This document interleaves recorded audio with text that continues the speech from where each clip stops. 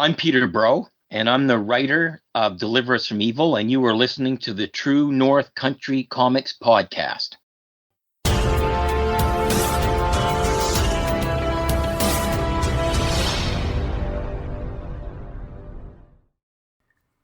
Welcome to the True North Country Comics podcast, dedicated to promote Canadian comic book and graphic novel creators and supporters.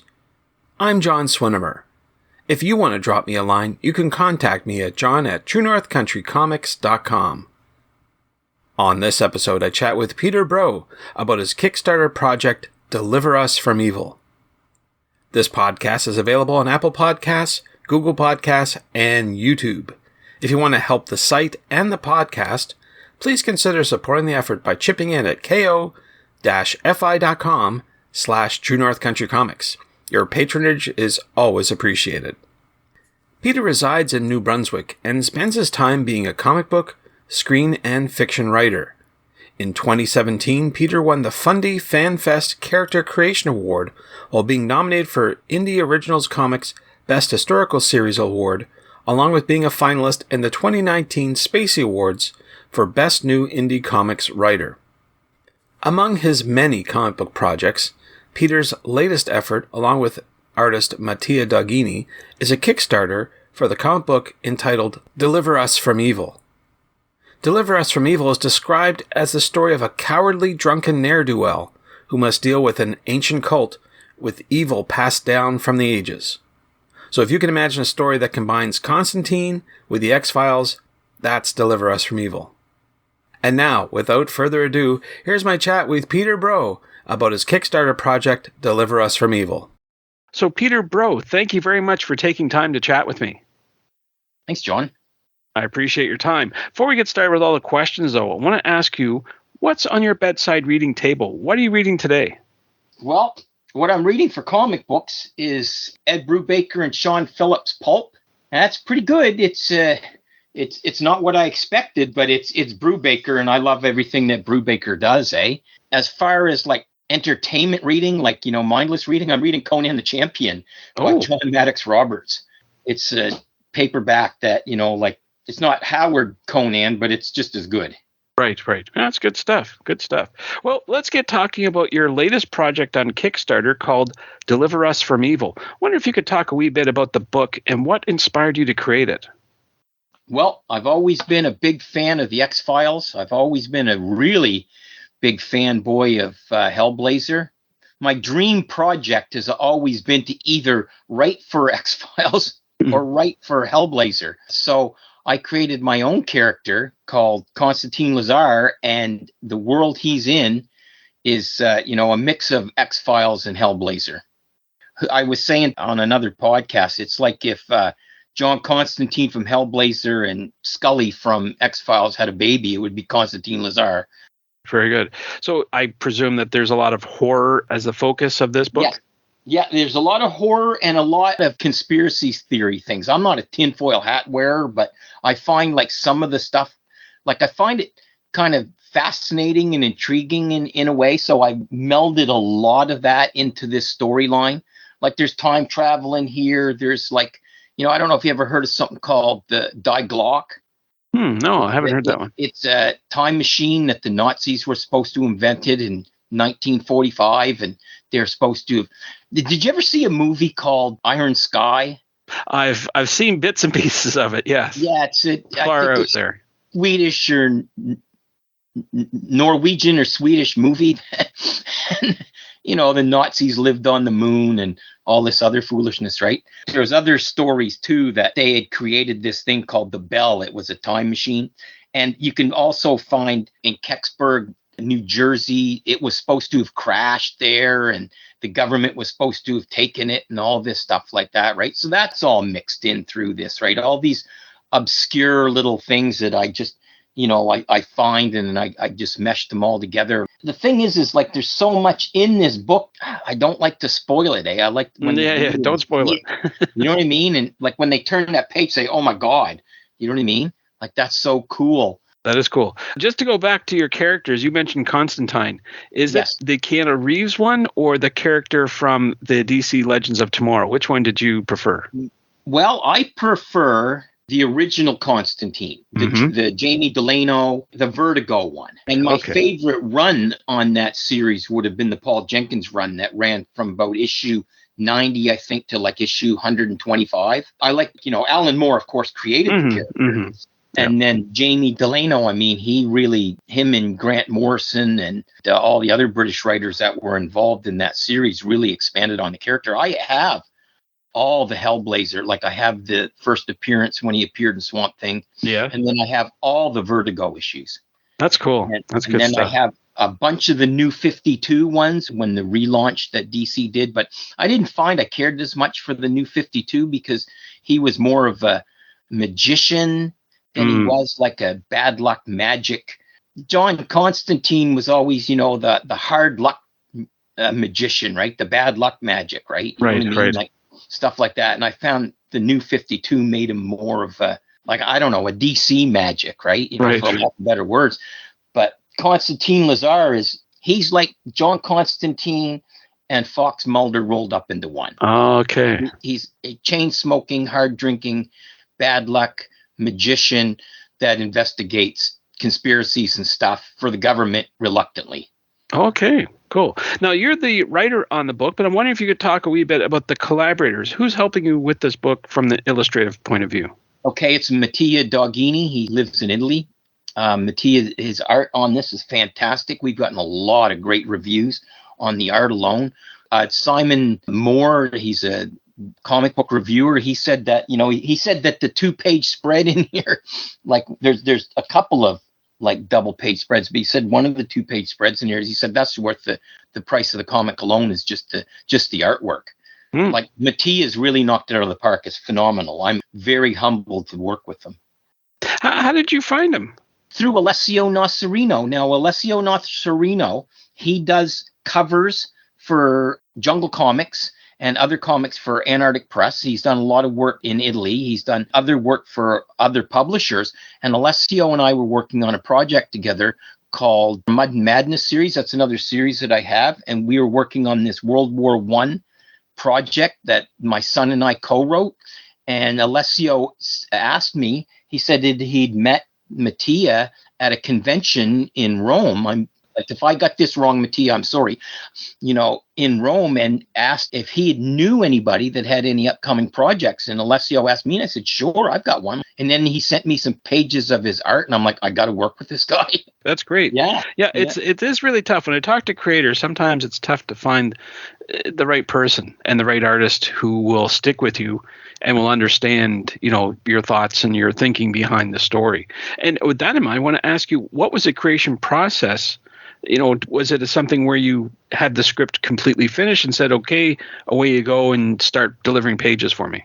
What I do is when I write a script, I always put a disclaimer at the top for the letterer and the artist, colorist.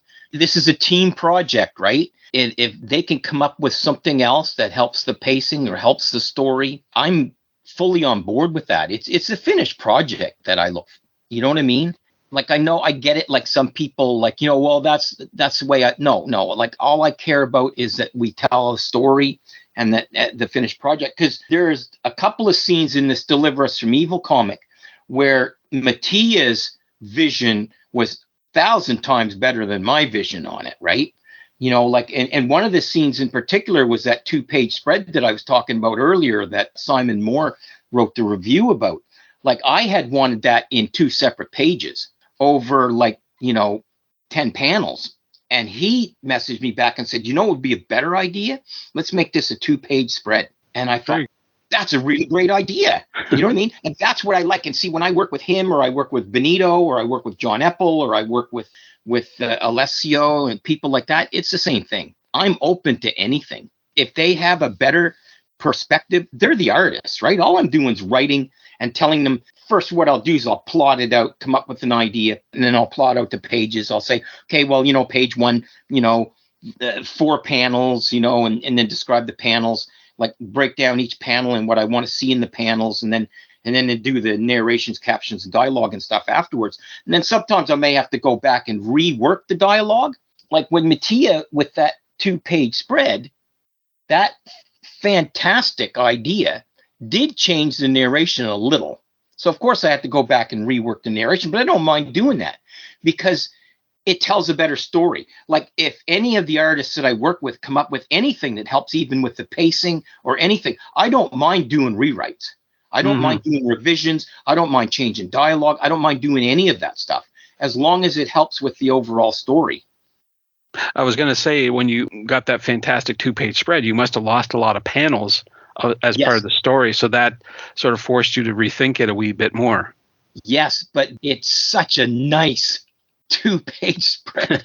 This is a good sacrifice of narrative. And it conveys so much information that is part of the story. When you see this 2-page spread, it tells a lot of the story right there in these 2 pages. But see, now in some things, like I said before, my son co-writes with me with this Mud and Madness series. It's World War I stories. Now he's a stickler. So when like Alessio will send me back a page and maybe the machine gun looks wrong or the helmet looks wrong, my son will say, no, they didn't have that kind of gun in 1917. That didn't come out till like 1920. I'll make Alessio go back and change it because Jaden's such a stickler on it. Sure. He says, well, it's going to be about World War I. It's going to be authentic. Now, you know what I mean? So I'm like, oh, okay. And Alessio has no problem with that, right? Right. You know what I mean? Like it's just a machine gun, right? Or whatever. Yeah. But Jaden will go through the panels with me on all the war stuff. And he'll say, well, that's not really, you know what I mean? Or that telephone wrong, right? And I'm like, I would have never noticed that. And most people wouldn't, but he does.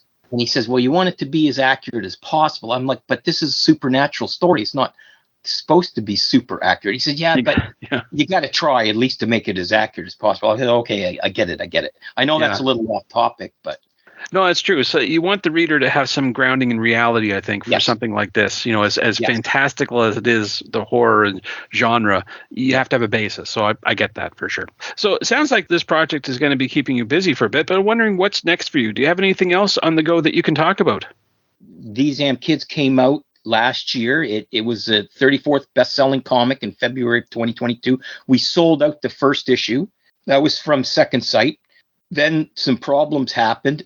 With in the Philippines, we were, COVID was just ending, and then you had a bunch of natural disasters that happened in the Philippines, and terrible. Artist Helmut Racco, he couldn't continue on with the project, so we had to find somebody else. Like we didn't want to have issue 2 look completely different than issue 1.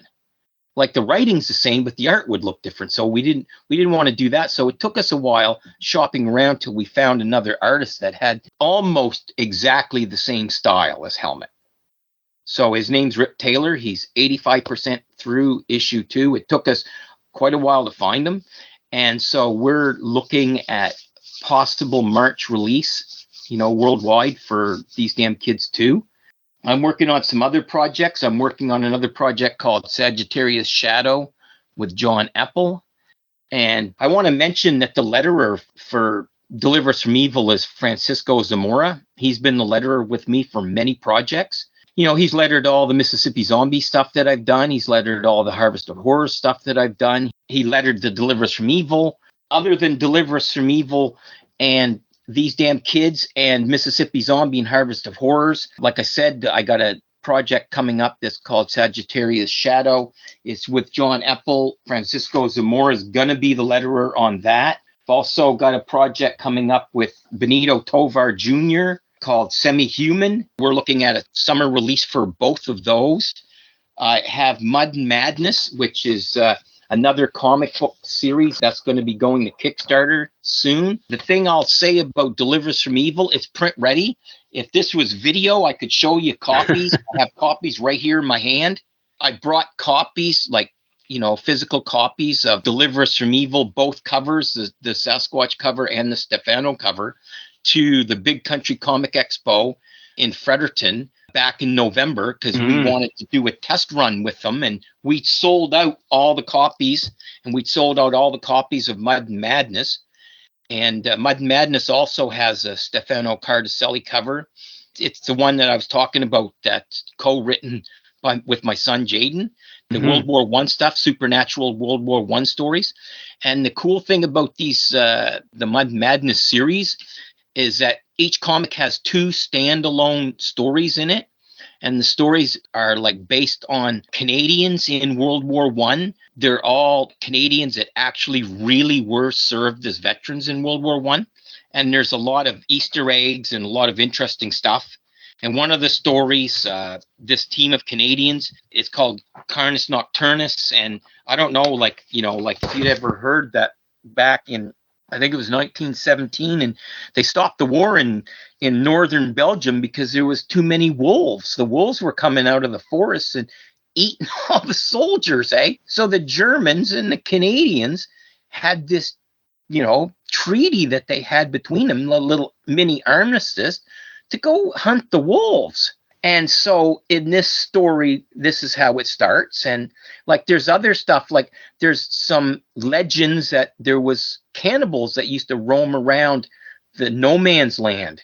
And there was like, they were deserters who had become cannibals, and they had their own camps, and they would go and prey on people. So that's in this Mud Madness series, is things about the wolves stopping the war, the roaming cannibals. Dracula's a mercenary in one of the stories, hired by the Germans, and Canadian team has to go in and stop this thing called the Knot Feast. It's a feast that Dracula is doing, like the Good Friday Eve, right? And so there's all kinds of stuff like that. And that's Mud Madness 1. Mud Madness 2 is, I was talking about Alessio, that draws for Jungle Comics and does some amazing work for them and amazing work for other comics.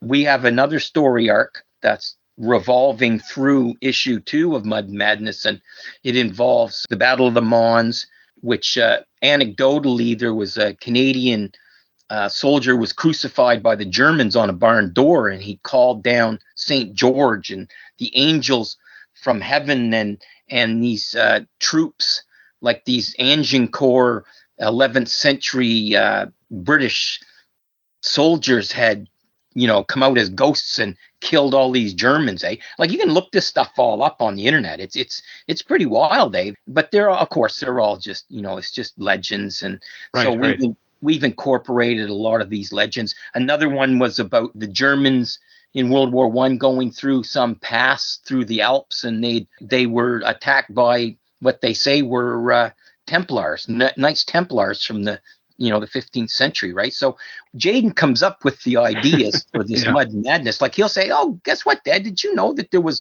wolves?" And I'm like, "No." "Oh, did you know that, like there was cannibals?" "No." So he comes up with the plot, and I just, do some research of my own, and I make a story that makes sense. Mud Madness 1 is complete. It's print ready. I have a copy right here in my hand. We plan to do a Kickstarter with this too. Like I said, we brought it to the Big Country Comic Expo in Fredericton, and, we sold out all the Deliver Us from Evil. We sold out all the Mud Madness. So I thought, okay, it looks like that people want this. The thing about the Mud Madness was I even had people after I come back from the convention. I came back home here in St. John. I had people emailing me asking me if I had more copies. Wow, that's crazy. Yeah, well, I thought so too. I said, wow, okay, super, that's really cool. That's a great response, for sure. Yeah. Now, you mentioned the Big Country Comic Expo. I didn't get up to that one, but with that in mind, I'm wondering, will you be attending any festivals or expos this year to promote your books? Yes, I've been asked to be a special guest at Miracon in Miramichi City. That's May 6th. I've also been asked to be a special guest at East Coast Comic Expo in Moncton this summer. I'm not sure of the dates right now. And I've also asked to be a special featured guest at Freddie Beach Fan Fest, which is August 19th and August 20th. So it sounds like you're going to be busy with all your projects and festivals and expos. So where do you recommend that people go to find out about your current and your future projects online? You can follow me on Facebook. I'm also on Twitter. You can go to Peter Breau Comics /scriptwriter on Facebook, and you can follow along with my projects. Mattia Doghini's on Instagram. You can go on Instagram and follow him. You can see pictures of the comics and the comic pages and stuff. Believe it or not, I haven't quite figured out how to use Instagram. Sure. It can't be that hard, but I haven't been able to, figure that one out yet. Well, you've been so busy, it's tough to find time, I'm sure. Yeah. There you go. Thanks to Peter for the chat. You can discover more about Peter on Facebook. And thanks to you for listening to the True North Country Comics podcast. If you haven't done so already, please subscribe to and like this podcast on Apple Podcasts. And please leave a good rating. Also check out the TrueNorthCountryComics.com website and follow along on Tumblr at True North Country Comics. True North Country Comics is now on YouTube. Please like and subscribe to that video channel and hit the notification button. Please send your feedback to John at TrueNorthCountryComics.com. And if you want to help the site and the podcast, please consider supporting the effort by chipping in at ko-fi.com/True North Country Comics. Your patronage is greatly appreciated. Thanks again for listening, and come back soon for another episode. Bye for now. True North Country Comics Podcast is copyright True North Country Comics, copyright 2023.